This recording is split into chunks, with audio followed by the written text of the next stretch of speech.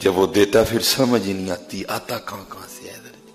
پھر آیا حضرت جی فرمایا تیرا فقیری کا وقت شروع ہو چکا ہے لیکن یہاں تو ریل فیل ہے. یہ کیا وجہ ہوئی؟ وہ آگے سے عرض کرتا اللہ کے نبی بس اتنا کیا جو اپنے لیے خریدا نا وہ کسی غریب کے لیے بھی خریدا ہے, جو خود کھایا وہ کسی غریب کو بھی کھلایا. آپ نے فرمایا بس یہ تیری سخاوت کی برکت ہے کہ فقط تو تیری فقیری کا شروع ہو چکا ہے لیکن اب بھی تیری امیری چل رہی ہے حضرت.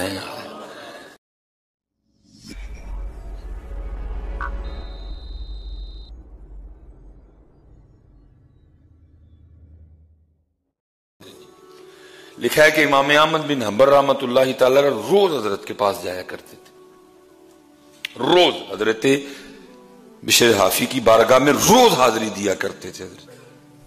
لکھا ہے کہ ایک دن حاسدین نے نہ اعتراض کیا, انہوں نے کہا امام صاحب آپ تو خود امام ہیں, امام وقت ہیں آپ, تو آپ اس دیوانے کے پاس کیوں جاتے ہیں؟ قربان جاؤں کمال جواب دیا. آپ نے فرمایا میں شریعت کا امام ہوں, میں شریعت کا جاننے والا ہوں.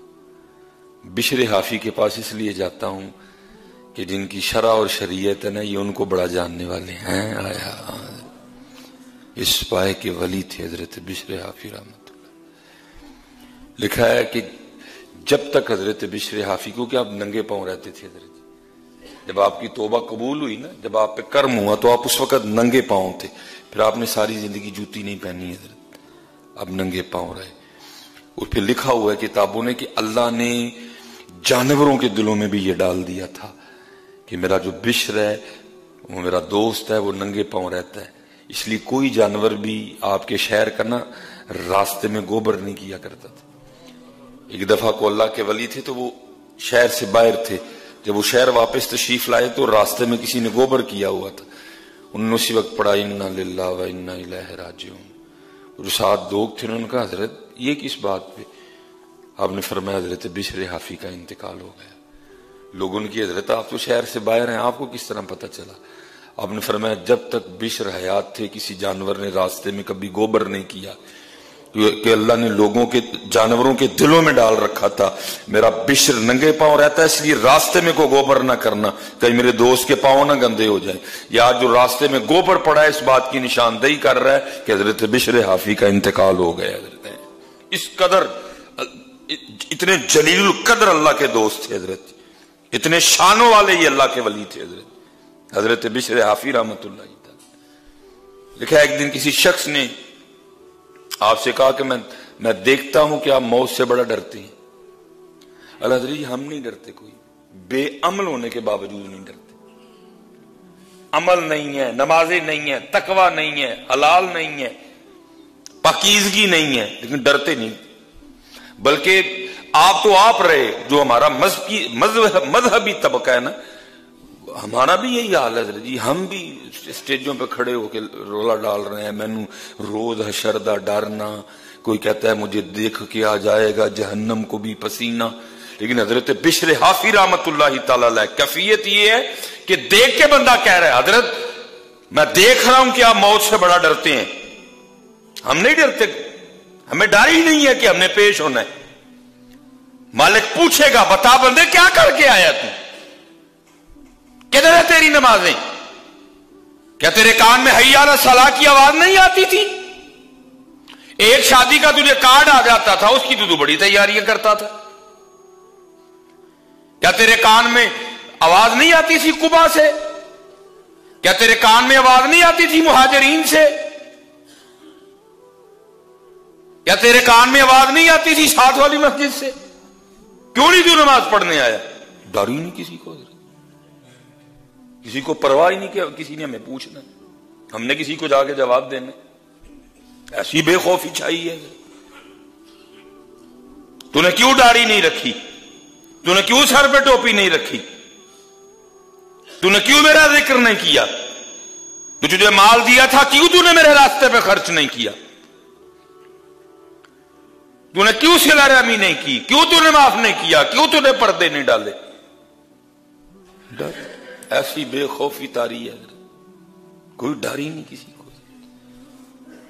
اور حضرت بشر حافی کی حالت یہ ہے کہ کوئی دیکھ کے آپ کو کہہ رہا ہے حضرت میں دیکھتا ہوں کہ آپ موت سے بڑا ڈرتے ہیں، میں دیکھتا ہوں کہ آپ موت سے بڑا ڈرتے ہیں. تو آگے سے حضرت بشر حافی جواب کیا دیتے ہیں، فرمایا موت سے ڈر نہیں لگتا، ڈر تو اس کی بارگاہ میں جا کے جواب دینے سے لگتا ہے.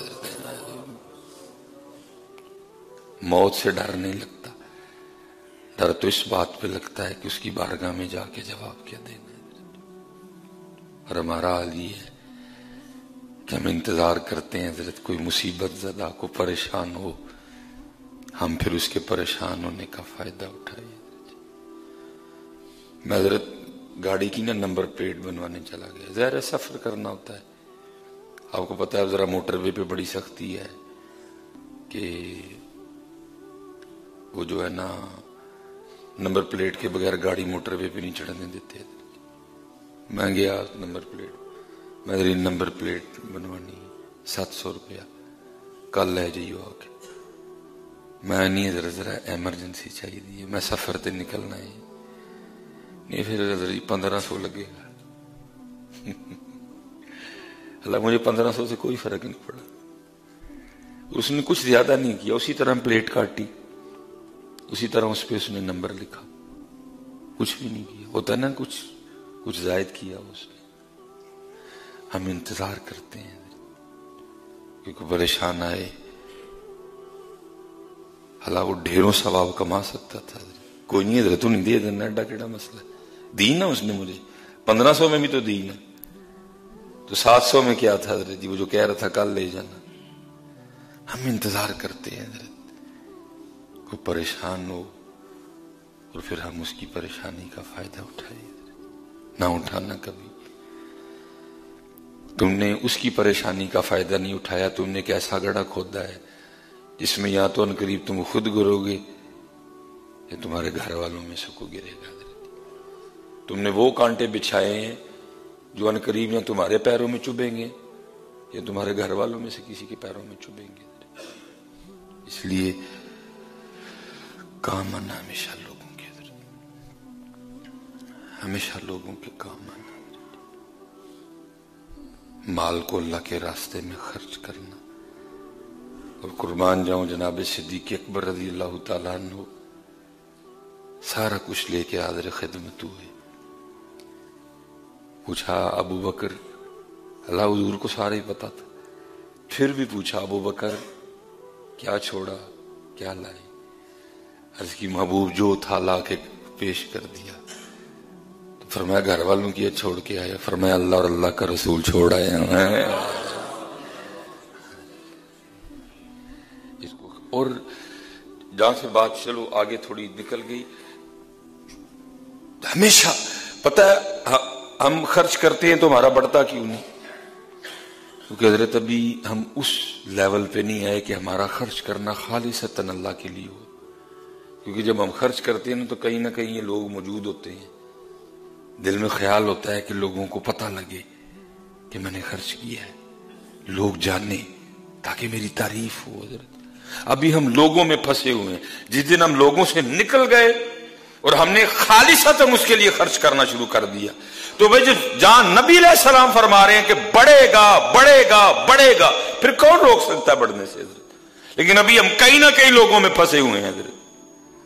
یہ وَمِمَّا رَزَقْنَاهُمْ يُنْفِقُونَ کی تفسیر میں لکھا ہوا ہے، کوئی نبی تھے اللہ کے علیہ السلام، ان کو وحی آئی کہ آپ کے جو فلاں امتی ہے نا ان کے لیے آدھی زندگی امیری رہے گی، آدھی زندگی فقیری رہے گی. لیکن یہ ہے کہ ہم نے آپ کے امتی کو اختیار دے دیا ہے، چاہے پہلے ہم سے فقیری مانگ لے چاہے پہلے ہم سے امیری مانگ لے. اللہ کے نبی علیہ السلام نے اپنے اس امتی کو بلایا اور بلا کے آپ نے فرمایا بھائی تیرے بارے میں اللہ کا یہ حکم آیا ہے، آدھی زندگی امیری میں گزرے گی آدھی زندگی غریبی میں گزرے گی. لیکن اللہ پاک فرما رہے ہیں کہ ہم نے اس کو اختیار دیا ہے، چاہے پہلے مجھ سے غریبی مانگ لے چاہے پہلے مجھ سے امیری مانگ لے. اور آگے سے عرض کرتا ہے اللہ کے نبی علیہ السلام اگر آپ اجازت دیں تو میں مشورہ کر لوں کسی سے؟ فرمایا کر لے. وہ گھر آیا اور آ کے اپنی بیوی کو کہنے لگا کہ اللہ کے نبی علیہ السلام فرما رہے ہیں کہ اللہ نے ہمارے لیے یہ حکم دیا کہ آدھی زندگی امیری میں گزرے گی، آدھی زندگی فقیری میں گزرے گی، لیکن یہ ہے کہ اللہ نے ہمیں اختیار دے دیا ہے، چاہے پہلے امیری مانگ لو امیری آ جائے گی، لیکن پھر آدھی فقیری میں گزرے گی، چاہے پہلے فقیری مانگ لو فقیری آ جائے گی، آدھی پھر اس کے بعد امیری میں گزرے۔ اب تو بتا تو کیا کہتی ہے، امیری مانگوں یا فقیری مانگوں؟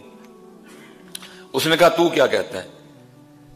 وہ کہنے لگا پہلے فقیری مانگ لیتے ہیں، غریبی اس آس پہ کاٹی جائے گی کہ چلو آگے امیری بھی تو آنی ہے نا، لیکن پہلے امیری اگر مانگ لیں گے تو بعد میں فقیری بڑا مشکل کام ہے۔ پراٹھے کھانے کی عادت پڑی ہو سوکیاں نہیں کھائی جاتی ہیں۔ اس نے کہا نہیں، تو اللہ کے نبی علیہ السلام کی بارگاہ میں جا کے عرض کر کہ اللہ کے نبی ہمارے لیے دعا فرما دیں کہ پہلے امیری۔ اس نے کہا اللہ دی بندی بڑا مشکل ہے امیری کے بعد فقیری دیکھنا، پراٹھے کھانے کی عادت پڑی ہو، چوپڑیاں کھانے کی عادت پڑی ہو، کہاں سے سوکیاں کھائی جائیں گی؟ نہیں مشکل ہے۔ اس نے کہا نہیں، تو دعا جا۔ وہ گیا اللہ کے نبی علیہ السلام کی بارگاہ میں، جا کے عرض کی اللہ کی بارگاہ میں ہمارے لیے دعا کر دیں کہ پہلے امیری، بس پھر امیری۔